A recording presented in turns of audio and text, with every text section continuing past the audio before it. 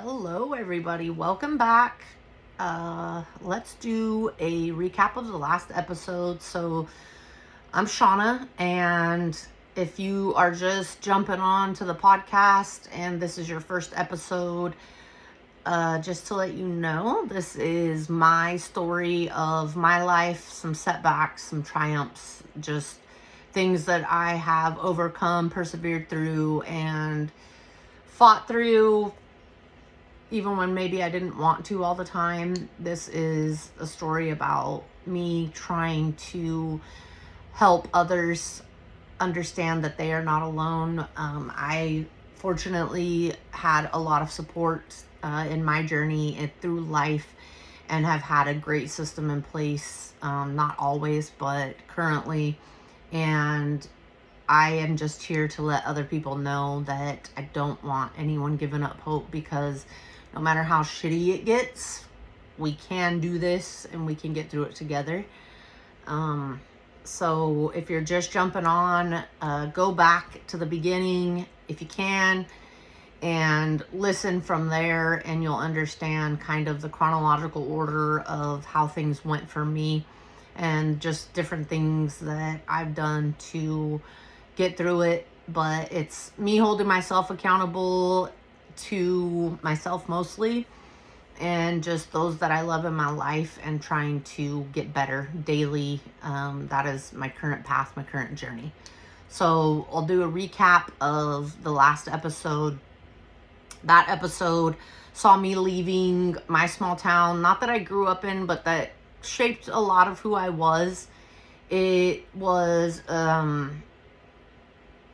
instrumental in playing a huge part of what shaped me, and a lot of the relationships and friendships that I still have and hold dear to me to this day came from that town. So I left there when I was 30, and I moved to a bigger city, Bakersfield. Shout out to my Bakersfield people, Kern County people. And I started kind of growing up at 30, finally. 30 years old is when I started growing up.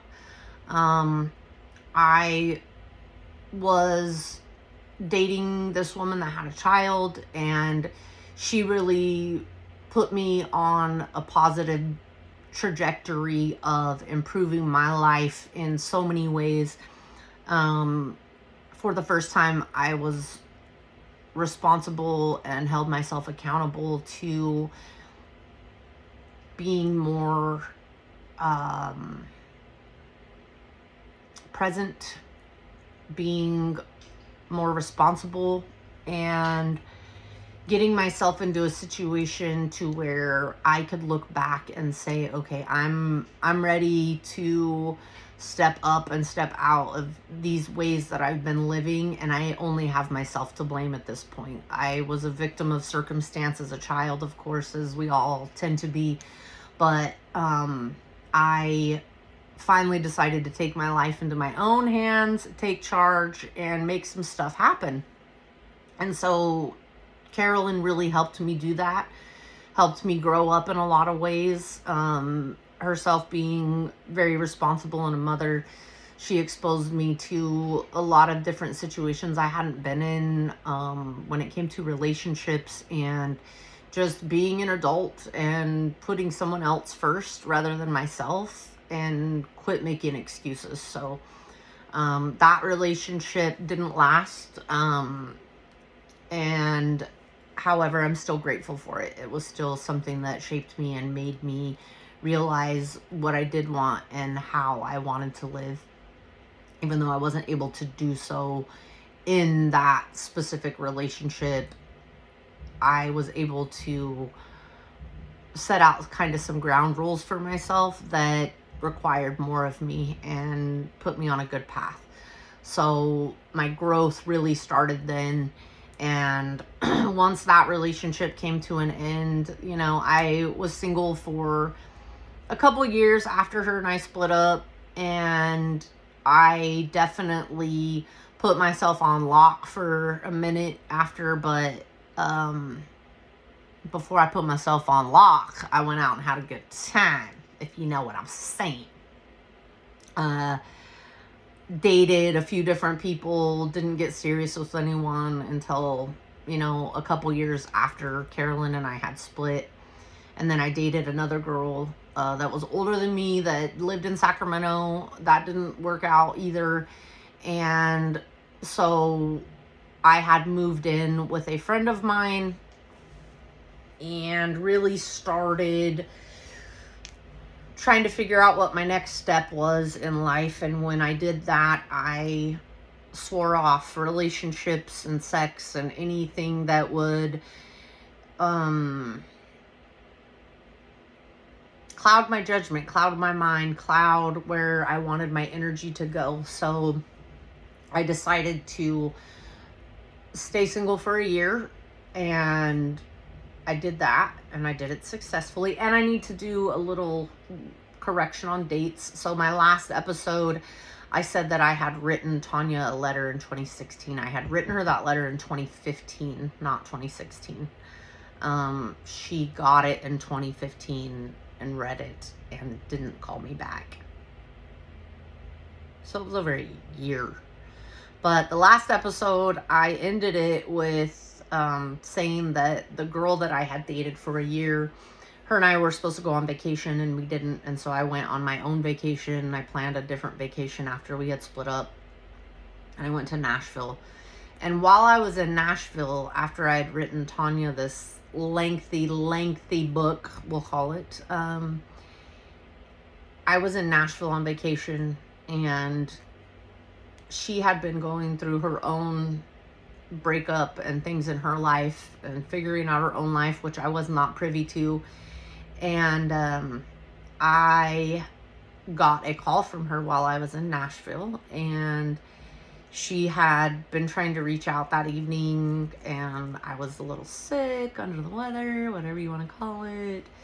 And she was able to get through with some help of some friends we had. And we talked on the phone for 5 hours. She was in California. I was in Nashville. And this was right before Thanksgiving. So I completed my vacation out, even though I didn't want to. I wanted to come home. And I stayed there and came home. I came home the day before Thanksgiving. And so we decided that after Thanksgiving, since she would be coming to the Valley, that we would get together and go out to dinner the night after Thanksgiving, after we had seen family, friends, whatever. So we'll jump in there. And this is where everything in my life just completely changed. So I was living in Bakersfield, had bought a house the year, in 2016, that year I had bought my house. And I mean, we literally just picked right back up where we left off. And so what was kind of crazy is I was living in Bakersfield. I bought this house. So I decided when I bought my house, I had mentioned before, Bakersfield was, the Rosedale area was to me like a big Taft. A lot of people that moved out of Bakersfield that wanted to stay in Kern County because of work or family, or that's just where they were from.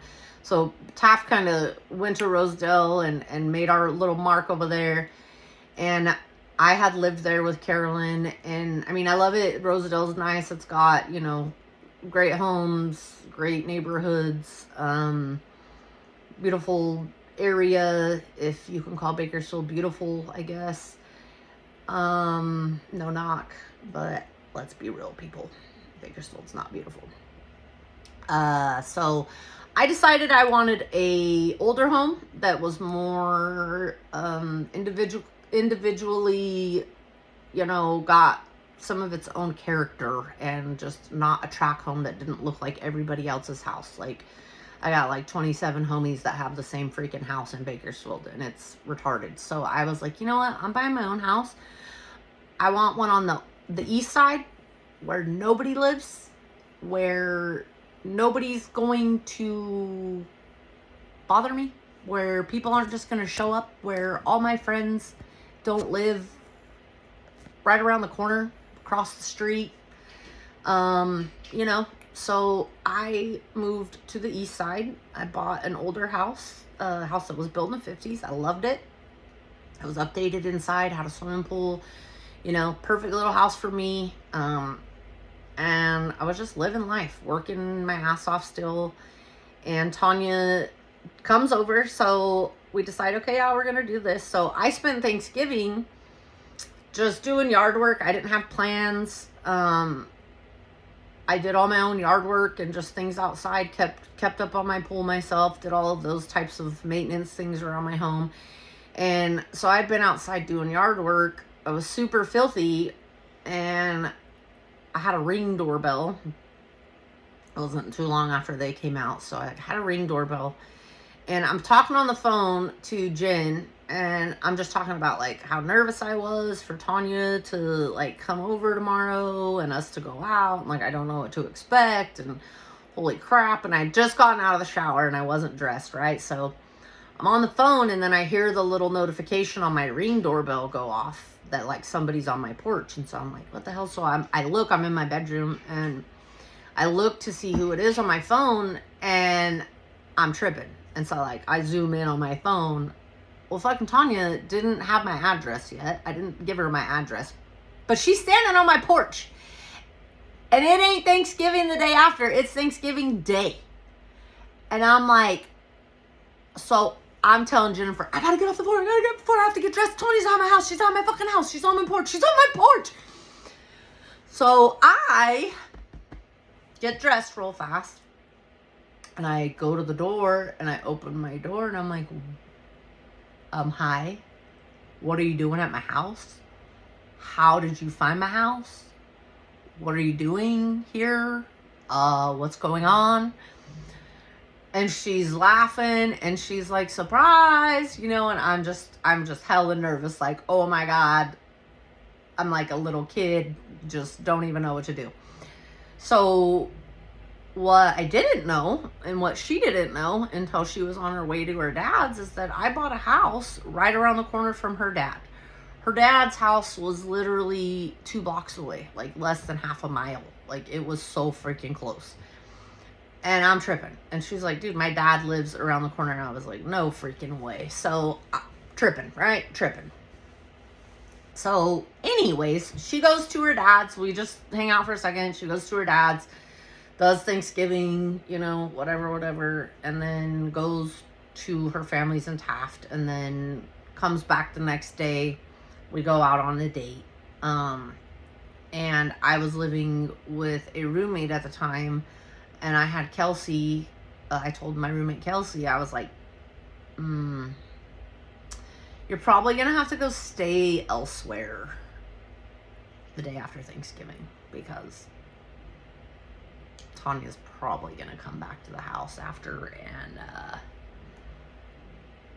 if history repeats itself, as we all know it does, yeah, I'm going to need you to be gone. So we'll just leave it at that. So Kelsey obliged. Thank you, Kelsey. Madame, I appreciate you. And, yeah, so we went out to dinner, and we just talked for hours and hours and hours. We came back to the house and talked for hours and hours and hours, and just spent the night talking and catching up and just filling in the last 7 years of our life that we had no idea what was going on with one. I mean, we had an idea of what was going on. We knew that we were in relationships or whatnot, but we weren't talking. We weren't doing anything, like, as far as hanging out. So just, I mean, the chemistry was still there. The energy was still there. The excitement, the lust, the attraction, all of it palpable, literally palpable. And just, yeah. So she stayed the night, and we pretty much haven't stopped staying the night together. We still are staying the night together, and it's 26. So 10 years later, here we are. And I knew going into it, having this chance again, putting all of this out there, and just, I felt like that letter I had written her the year before, the novel, the book, the open my heart, spread it out, every ounce of compassion and truth and honesty that I had ever had for this woman, I just let it out. I apologized for any insecurity that I might have caused, any heartbreak that I put into her life or into her atmosphere. And we completely just let our previous lives go together and realized that none of it mattered, because we sat together and we are now here in this space, and the bond was never broken. Like, as much as we tried to maybe disguise it or date others or put ourselves out there and experience life without one another, it just didn't work without each other. And that is what we very quickly realized. So I knew within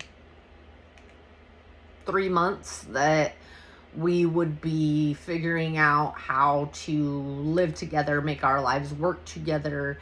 And I didn't know what that meant, because she worked and lived on the Central Coast of California, and I lived and worked in the Valley. And, you know, she moved to a different town, and I was like, you know what?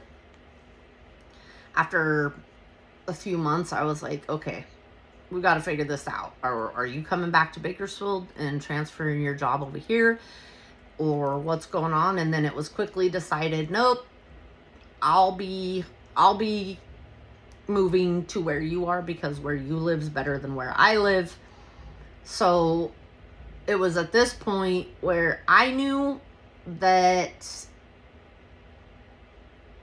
I was going to marry her. And I knew that it wasn't a situation like any other time I had been engaged or in a relationship. I knew that there was nothing that would stop me, nothing that would hold me back, no amount of pride or ego or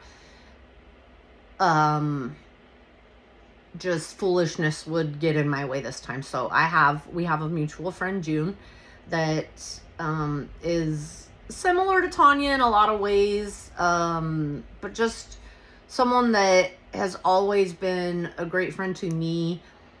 She's dating, or she's married, she's not dating, she's married to Sean, who was a brother figure to me. Our parents dated back in the day, and they're married and have been together for well over 20 years and have a family. But June is a friend of mine that is very, the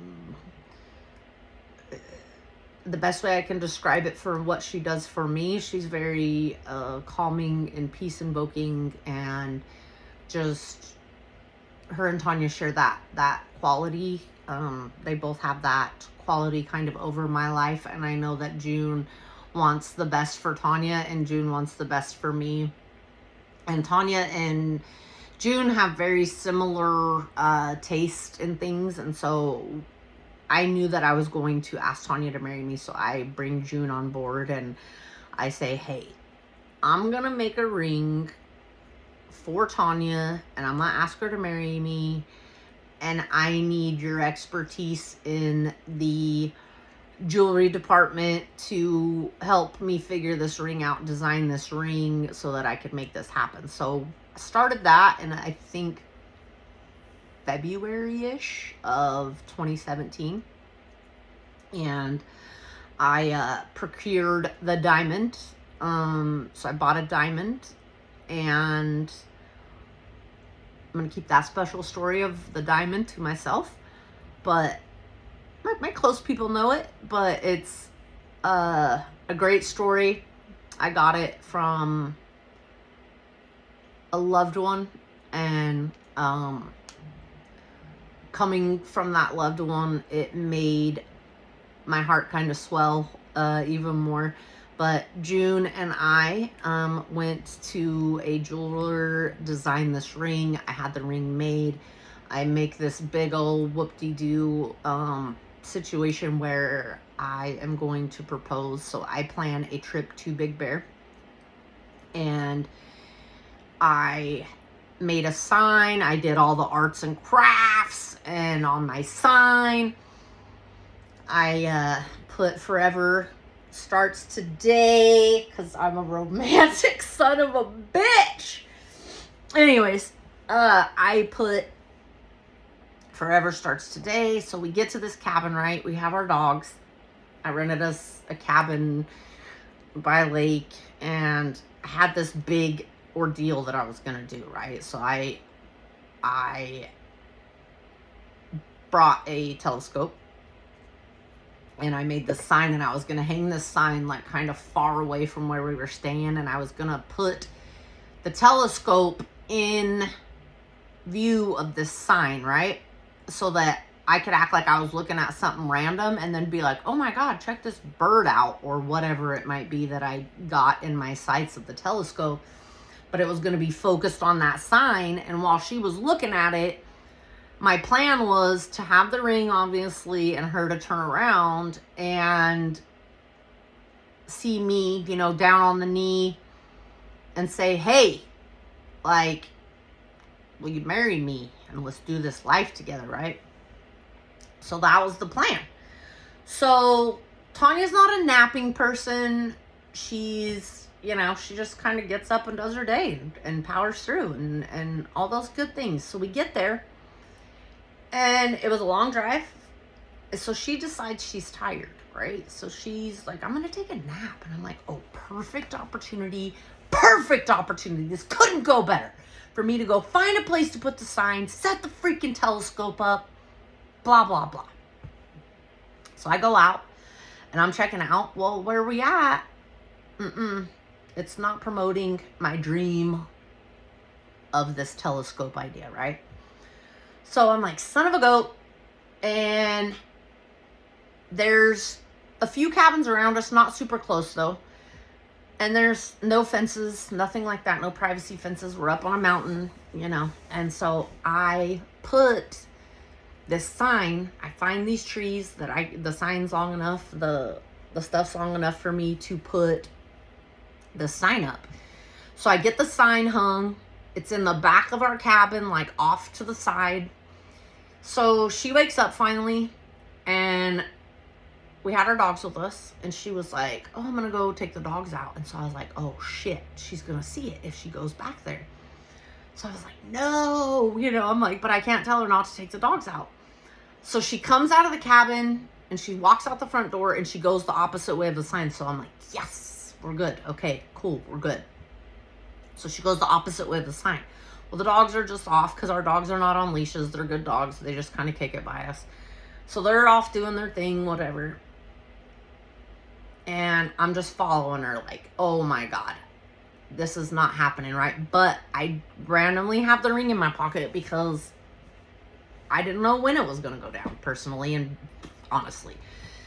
So I've got the ring in my pocket, and it's 4th of July, my favorite holiday. This is like the 3rd of July. We got there before the 4th. So she thinks we're there just for 4th of July, fucking summer camping trip. She's walking. She's in pajamas, you guys. I'm in like shorts and a t-shirt. Not dressed, not cute, not done up. Neither one of us.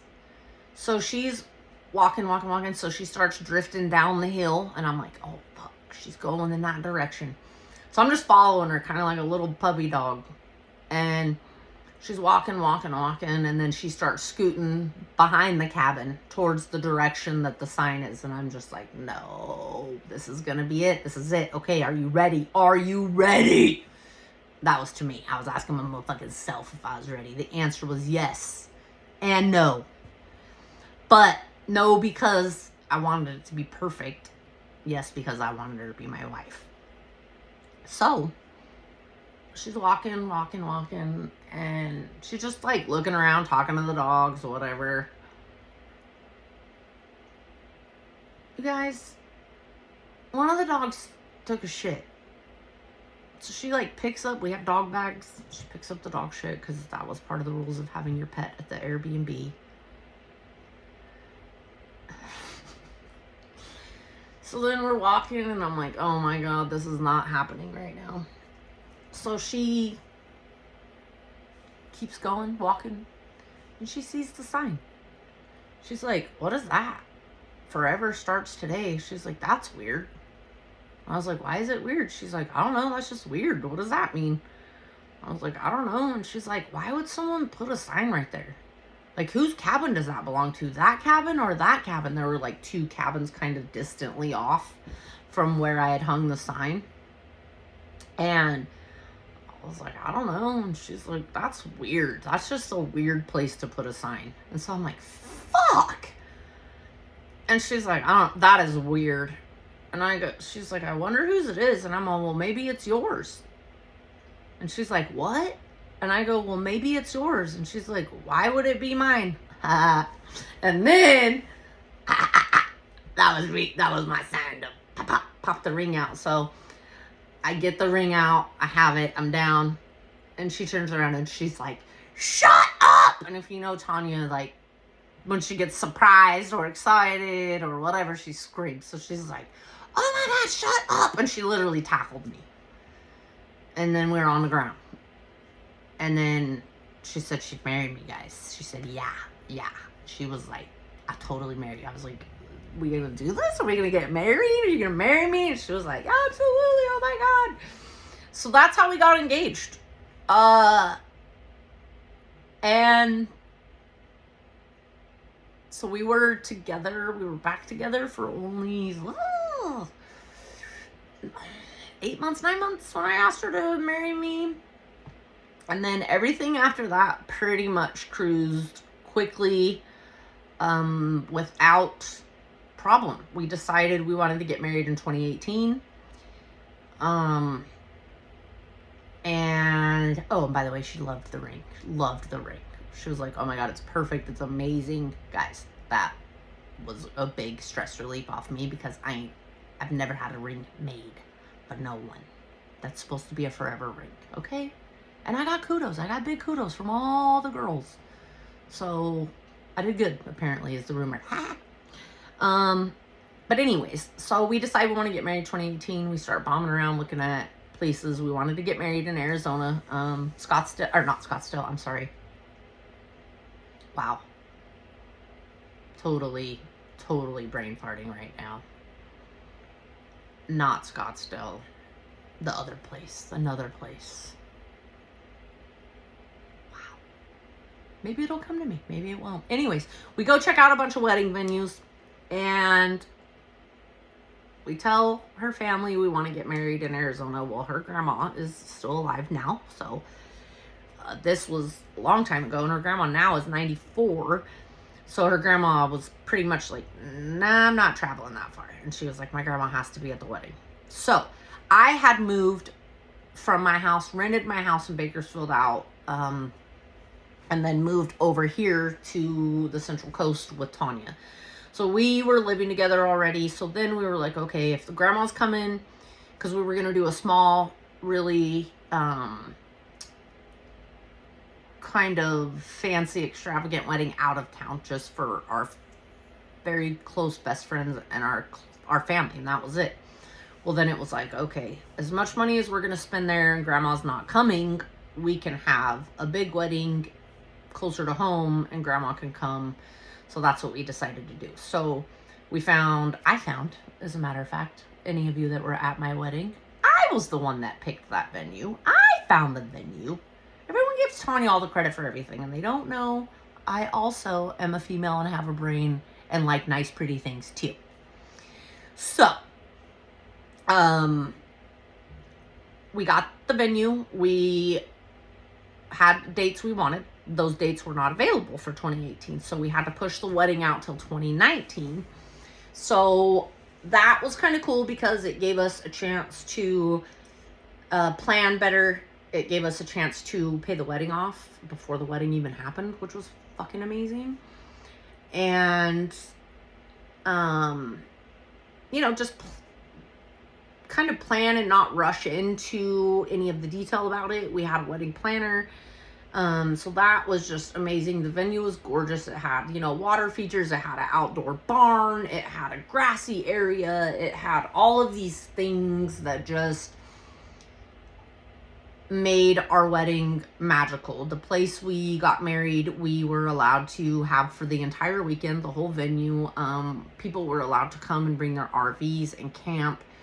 It had all this magical shit, a huge rad tree house with this huge staircase going up to it. It had just ponds and, like I said, just different water features, a big beautiful barn. And so the wedding rolls around and we decided, and this is something that was really important to both of us, but something that we talked about in length about our wedding, because we both have a lot of friends. We both have a lot of mutual friends. My family is huge, but I don't talk to a lot of my family. And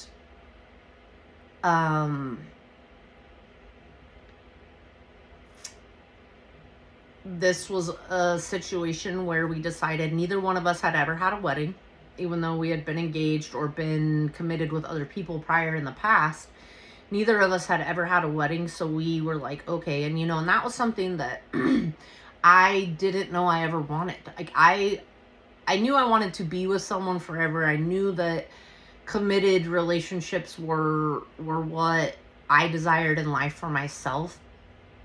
But I didn't know I ever wanted a wedding. I was never one of those little girls that was fantasizing. And I don't know if that's because I never saw it in my own life or had people that had that fairy tale relationship that I had been a part of, that I was at a wedding. I mean, and I love weddings. I love weddings to this day. I'll be out there dancing my ass off, but it wasn't ever something that I was like, oh my God, I can't wait to grow up and be in my own wedding and have this fairy tale day or this dream-like day that seems like a waste of money and resources and time and just all that. And that for me, when I got back together with Tonya and I knew that I wanted to be married and I wanted to be with this woman for the rest of my life, that's when that fairy tale started popping in my head. That's when I wanted all the nice things. I wanted something I had never had before. I wanted to give her something she had never had before. I wanted to make her dreams come true. And the fact that we shared this dream was absolutely wild to me because, like I said, I had never sat around, even with the girls I was with in the past that I was engaged to or living with. We never sat around and planned a wedding. We never sat around and said, okay, it's going to be here or there, or looked at venues or any of these things. So that whole thing for me was just something completely out of left field that I embraced fully and completely, and I loved every freaking minute of it. We had a wedding planner. For any of you that can afford or are going to get married or desire to get married, if you can get a wedding planner, hands down, best decision we ever made. We just showed up. We just showed up to our tastings. We just showed up to, hey, this is what we've got for decoration. This is what we want. These are the flowers we want. It was the easiest. I mean, she did her job. Thanks, Carrie. Still one of my homegirls to this day as well. And it was just beyond. So the day comes around for the wedding, right? And we get married right not far from our house. We got married about 10 miles from where we live right now. And it was the best day ever. And it started out, we were supposed to be getting married on this one area, having the reception in another grassy area. or I'm sorry, eating in the grassy area, and then having the reception and all the dancing and all that stuff in the barn, right? Well, it ended up, the weather took a little bit of a turn. So we still got married outside, but right after the ceremony was done and we are taking pictures, it starts sprinkling and it's fucking getting cold and the wind's starting to blow. And so, wedding planner 101, mine was amazing. So what happened? She knew the weather was going to change like a couple days before, so they set up the dinner and everything in the barn. So they put all the tables in the barn. And everyone that came to my wedding, thank you, love you, appreciate you. And those that were invited that didn't come, I'm going to also say thank you, I love you, and I appreciate you. Because not one motherfucker more could have fit in that barn. Not one of them. Anyways, so we shove in the barn and candles everywhere. Fucking gorgeous. You guys, I'll share some still photos on my Instagram account and whatnot. Not right now, but soon. And I'm going to start doing that. I'm going to start, just side note, I'm going to start going in once my story's all done, which is getting very close. And I'm going to start sharing stories from the episodes I did so that you can go back and kind of see these people I'm talking about and different situations in my life that so I can put pictures and names and faces for you guys, because I like that for myself. So anyways, I'll do that. But we all got shoved in a barn and had the night of our lives. We danced, we were merry, we danced, we drank, we sang, we had a blast. My dad was there, my brothers were there. Family-wise, that was it for me.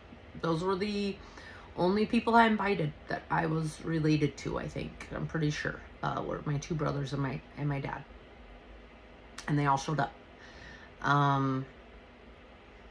Tonya's family was a lot bigger, a lot more friends and family, or a lot more family of hers, and our friends were very mutual. Like I said, we shared, but back to that, like when we decided to get married, we had some really good and some tough conversations about who we wanted at our wedding and the kind of people we wanted at our wedding. Like, if I invited everybody I knew and loved, I wouldn't have been able to afford it, nor had the time to say hello and goodbye to everyone. I already felt rushed enough to do that to the people that did come. And it just really, everything about it was so amazing. The food was great. Some of my best friends DJ'd it. And just the environment, the vibe, the love. I mean, it was bursting. The barn was bursting with love.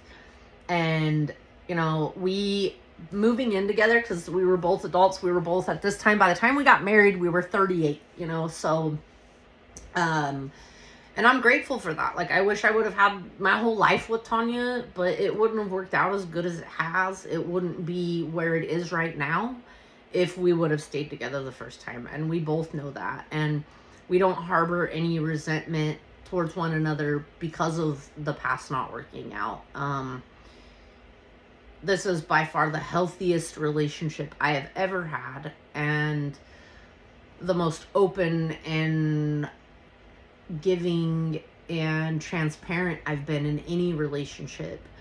And for her, the same. And does that mean we don't have our struggles? Hell no. But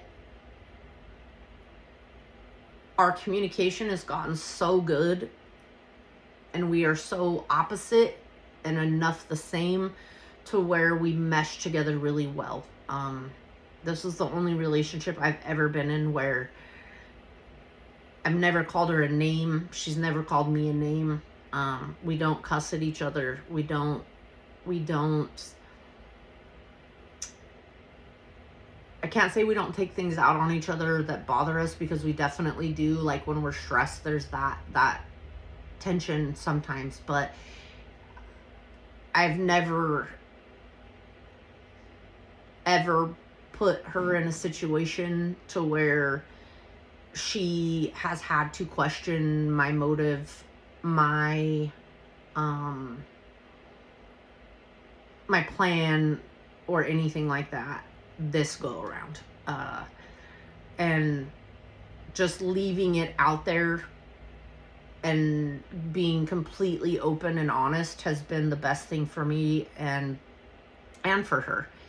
And we've both grown a lot and grown up a lot. And to say manifest destiny is what this situation was, that is exactly what I feel like it was. I feel like I manifested this life.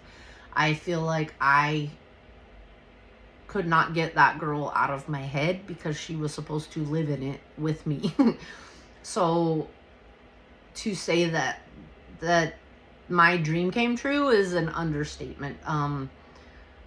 She continues to be my dream come true. We continue to grow together, and I am beyond grateful for that. And when we moved together, we obviously both being, in our late 30s, older adults, we have 2 households we're combining. So we have all these things. So when we get married, we don't need anything. We don't need, dishes. We don't do a registry. We're like, what do we want? What do we do? Like, we don't want all these gifts. Like, we have everything we want, really. We both had decent jobs to where, if we wanted anything or needed anything, we could get it ourselves. So what we decided to do, since we had so much time between the engagement and the actual wedding, we decided that we would ask for, if anybody wanted to get us a gift, instead of getting us a gift, just give us cash. Or we were going to do a thing called a honey fund. And that's kind of what we did as a honey fund, which is a honeymoon fund. So we didn't know where we wanted to go on our honeymoon. We just knew we wanted to go somewhere that neither one of us had ever been, and somewhere new and exciting and freaking rad. So it took us months. We got married in May of 2019, and it took us a couple of months after the wedding to decide where we wanted to go. So we're out at dinner one night, and we had a few countries in mind, and then we decided that Italy would be the country that we would go to. So we decided at dinner that night, okay, yep, Italy's what we want. We started doing research on Italy. We bought some books. So we got some books on Italy, got some maps, and we started planning our trip. And then in October of 2019, the year we got married, so October, how many ever months that is, we booked a 2-week honeymoon, and we went on our honeymoon and had the best time. We went all over. We rode the trains and taxied and Ubered, and it was insane. We went to Rome. We flew into Rome. We went to not all of the major cities, but most of the major cities. But we were there for 12 days and just had the best time. And yes, you can get sick of pasta, and Italy's nothing like the movies or TV. Portions are small, people are skinny. I was like one of the fattest motherfuckers there, and I'm not joking. They don't have ass gaskets. Everyone smokes and has fucked up teeth. I told Tonya I'm about ready to buy a pack of cigarettes. So they don't care about dental work over there, though. They ain't trying to have no straight grill. I've never had braces, but I've got decently straight teeth, thank God. These motherfuckers, these teeth was like all over the place. I mean, not all of them, but a lot of them. But it made me stoked because I was like, these people, all they do is walk around or ride Vespas. They drive like maniacs. I will also post some stuff from that trip. That was amazing. But the people there they're not worried about everybody else. It was a slower pace of life when it came to the day-to-day living. Siesta is a real thing. But yeah, the food was amazing, but it's all small portions, and just the experience was just absolutely out of this world. We had a blast. We missed salad because that's not a thing over there. Chicken, not a thing over there. They eat pork and they eat beef over there. Pork and beef. They don't do salads. They do caprese salads, and it was bomb. But we're spoiled in America, and we're fat as fuck. Just saying.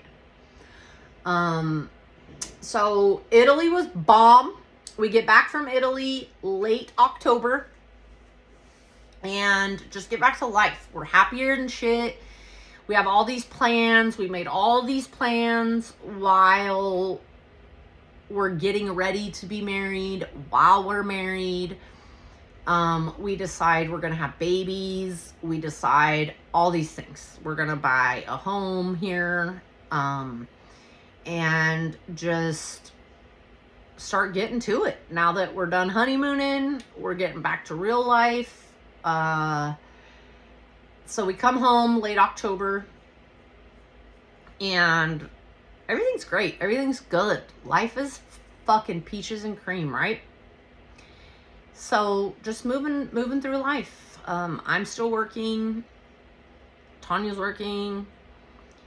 And every year, me and several of my girlfriends, there were, at one point there were about 15 of us that would do it, and then it dwindled down over the years as people moved or family obligations got in the way. But we still had a steady rock group, about 10 folks or so, that would get together every year. We would do our girls' Christmas party.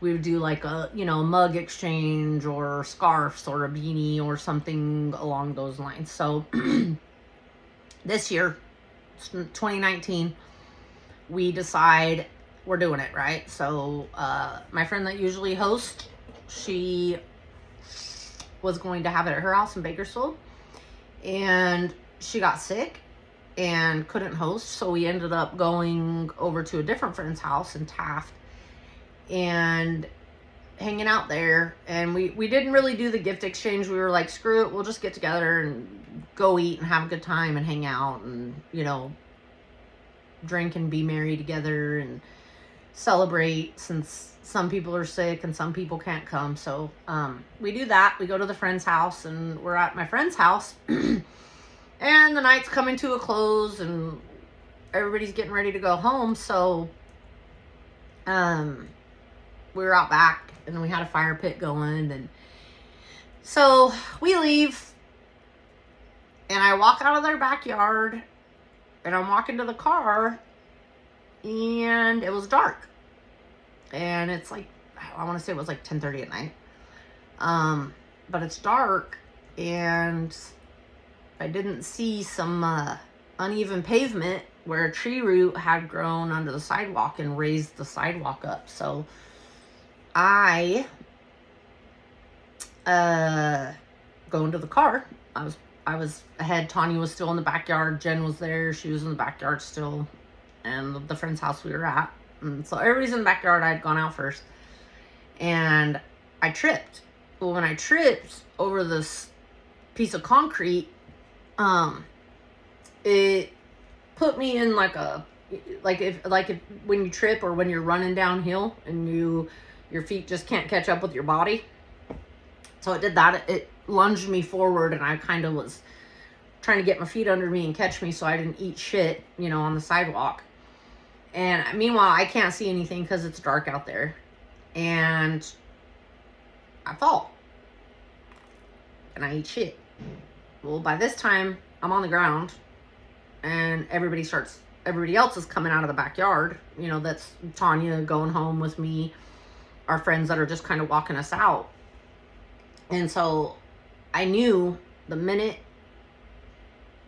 my body started moving, so when I tripped, my left leg went out like in front of me, and I tried to stop myself from falling forward. Well, when I did that, for those of you that watch on YouTube, my knee, say this is the top part of my leg and the bottom part of my leg, and this is my knee. So what had happened when I fell and I put my leg out, the lower part of my leg, my knee kind of hyperextended and bent back. Well, that caused some damage. And then when I fell, because of the pain, my bottom half of my leg went that way. And I kind of came down on it, hit the ground. So by the time Tonya gets out there, I am on the ground. And everybody's laughing because they just thought I ate shit, you know, and was on the ground. And I very much was not laughing. So people like start getting their flashlights on their phones and whatever. And I was like, get the car. We have to go to the hospital now. And everybody's like, all right, just get up, get up. And I was like, I can't. I'm like, something's wrong and we got to go to the fucking hospital now. Mind you, in my life previously, several times in years past and injuries past, I have hurt myself a lot. I've had a lot of broken bones. I have had a lot of injuries, a lot of different things. This, however, I'd never broken something. Well, that's untrue. I'd broken my right hip before, my pelvic bone on both sides when I was younger. However, I had never broken like a leg or an arm. I'd broken fingers, hands, toes, hip, pelvic bone, things like that, you know. So this just felt completely different. And I was like, holy shit, is this what a broken leg fucking feels like? Like, this is terrible. This is fucking terrible, right? So I tell Tonya, get the car. We were actually in my truck at the time. And so I was like, she's like, get the truck. And I was like, no, I can't get in the motherfucking truck. Get the car. We've got to go to the hospital. Well, Taft doesn't have a hospital. Closest hospital is about 35 minutes away. So she gets in the car. She takes Jen's car. I get in. My friends help me get up and get in because I cannot walk. And I get in. And I'm just, and I mean, I would like to think I have a high pain tolerance, but I don't know. I don't know that I do. You can't compare your pain tolerance to someone else's. Everyone feels and sees and experiences things differently. So me, I'm like, wow, am I this much of a pussy? Is this really, like, wow? And so I'm crying and I'm like screaming. I'm not screaming like bloody murder, but I'm like fucking, oh my God, this fucking hurts. What is going on? Oh my God. And I'm just kind of sitting in the passenger seat and I'm like rocking and I'm like holding my leg and I had on a pair of jeans and a pair of high top Vans. And I was just like, oh my God, like, and so I'm feeling my leg, right? And it doesn't look fucked up. I can tell it's swollen, but it doesn't look like there was no compound fracture. It wasn't bent backwards. Like nothing was exposed skin wise. So I'm just like holding my leg and I'm touching, down my leg, put my hands down my leg. And I'm just like, oh my God. And I'm just like, fuck. And Tanya's like, I said, I can't feel my leg. And she's like, what do you mean you can't feel your leg? And I was like, I can't feel my leg. And I'm literally putting my hands on my leg and I'm like, I can't feel my leg. I have pain. I have all this pain, but I can't feel where it's coming from or why I'm having it all. Like, I don't know what's going on. So I'm just like, oh my God. So we get to the emergency room. She goes in, gets a wheelchair, comes out, tells them she needs help, right? So someone comes and they help me. They get me, they bring me into triage. And they're just like, well, what's going on? And I was like, I don't know. Like, I fell, I hurt myself. And they're like, okay, well, we need to get your pants and your shoe off so we can see exactly what's going on. And I was just like, nah, you ain't touching my motherfucking shoe. Because all I knew is that something down there in my lower extremity on my left leg was killing me. I'd never experienced anything like this, right? So I was just like, nah, you're not doing that. And she's like, well, if we don't take them off, we got to cut them off. Well, my shoes were brand new. And I was like, the fuck you are. So I said, Tonya, we're doing this real fucking quick. Like, all right, you're going to unlace my shit as much as you can. We're going to get it all opened up as much as we can. And we're going to get this shit off real quick, right? So we do that. And I'm telling you guys, when I say I probably woke the fucking dead by the noises that came out of my body when we undressed me, it wouldn't be too fucking far-fetched. So we get it off. They get me in the back. They give me pain pills.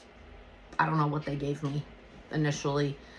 However, by the time I had left there, I had Oxy, Tylenol, of course. I had Dilaudid, and I had morphine. And I was still in fucking excruciating pain. I don't know if any of you guys have ever had any of those 3 combinations of things, but all 3 of those combinations of things together should probably put you on your ass. Guess what it did to me? Nothing. Nothing. I was still fucking in pain. I was dying. So they do x-rays. That's all they do. An x-ray, and they say, oh, you broke your fibula. 6 to 8 weeks, you should be good. You don't even require surgery. Fucking cool. Right? So this is on a Friday night. Oh, and did I mention it was on a Friday the 13th? December. Friday the 13th, 2019. A day that will go down in infamy. So I'm like, okay, cool. So, meanwhile, it's, it's like midnight-ish when I finally get into the back of the hospital, and they're starting to x-ray and do different things with me and whatever, right? So I'm like, cool. And I won't go into how shitty the experience was of the hospital until the next episode, but let's just say they left a lot to be desired. So I'm thinking, I leave the hospital, they give me crutches. I'm thinking, okay, cool. I just broke my leg. It doesn't require surgery. Cool. So it's a Saturday morning, mind you, by this time. It's like 7:30 in the morning when I finally get to leave the hospital. I'm exhausted, had been up all night. I'm in dire pain. Don't know what's going on. They're like, go home, because I don't live in Bakersfield. I live 2 hours away. They're like, follow up with ortho where you live and your primary care where you live. And they just sent me on my way. All right, cool, fuck it. They just put me in a little leg brace. They didn't cast me. They put me in a leg brace. Fucking gave me crutches. Out you go. All right. So Saturday morning. So we leave. We go get my prescription filled in Taft. And then Tonya goes, gets the truck. We load me in the back of the truck because I can't bend my leg. They have my leg completely straight, sticking straight out, because I broke it on the outside of the knee. So, okay, cool. Call my boss. I'm like, hey, fucking fell down and broke my leg. I'm not going to be at work for a minute. As soon as I know what's going on and I have an estimated time I'll be back, I'll let you know. He's like, all right, damn, be careful, take care of yourself. Just keep me in the loop. Cool. No problem. Will do. So, yeah. This was December, as I mentioned, 14th now. So, Monday, December 16th, 16th, I call my doctor and I'm like, hey, I need to get in. I fell and broke my leg. Your doctor's not available. Can't see you. Fucking cool. Okay. Is there anyone that can see me? So some doctor that wasn't my doctor fucking got me in a couple days later. Go to him. And he's like, why are you here? I can't do anything for you. You need to go see ortho. Cool. Well, they told me I had to see my doctor. And then my doctor would get me with someone with ortho. So he's a dick. But puts in a referral for me to see ortho. So I get the referral finally, and it's December still, trying to fucking get in to see a doctor. Do you know how hard that is in December? Where I live, because it's not very big, it's not a huge city, there's not a lot of ortho people. It's December, it's close to Christmas, people are on vacation. So finally get into an ortho doctor, and he sends me for an MRI.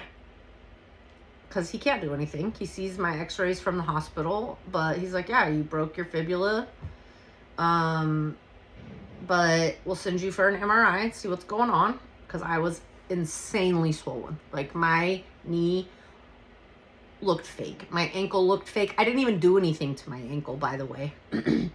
But the damage was all in the knee. So I was just like, okay. So he does a physical exam. He's like, yeah, we're going to send you over there. You'll get your shit, and then you'll come back and see me. All right. So I go get my original MRI done.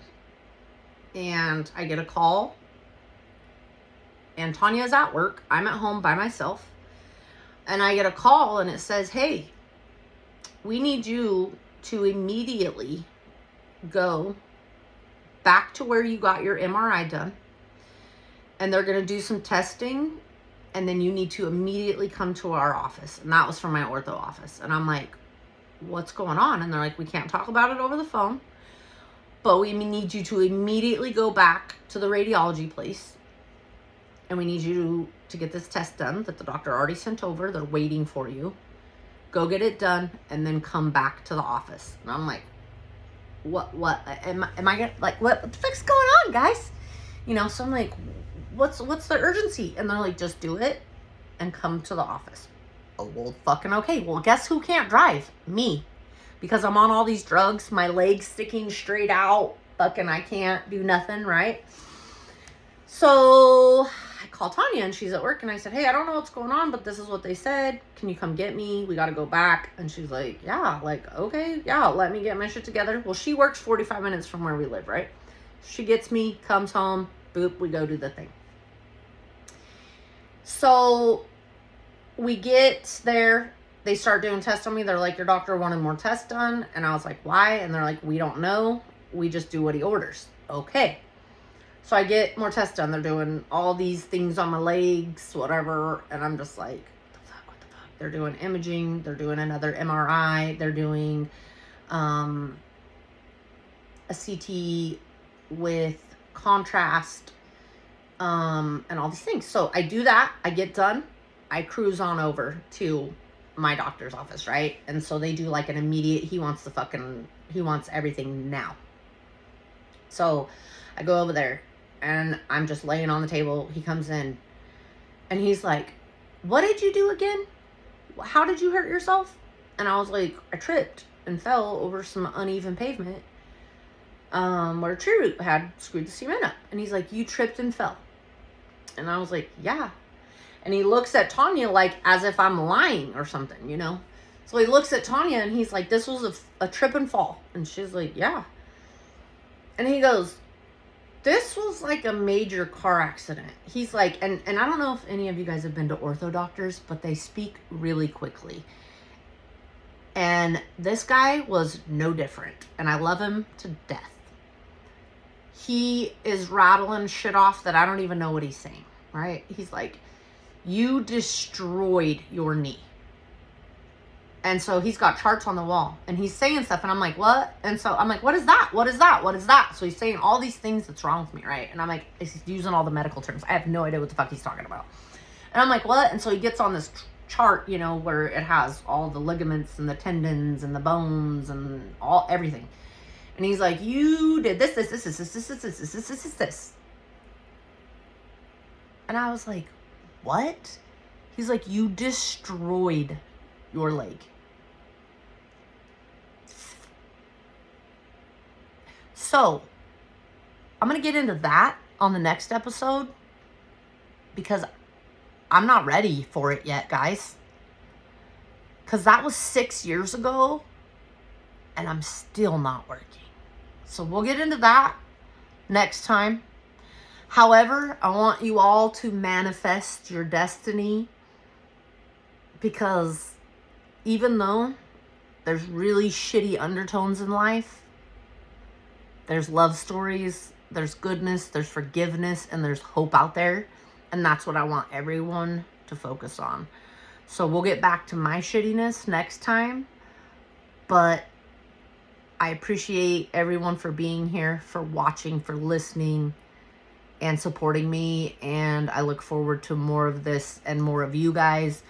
And everyone enjoy their day, their week, their month. And let's continue to celebrate life and being here. All right. I appreciate you guys, and I'll chat with you soon.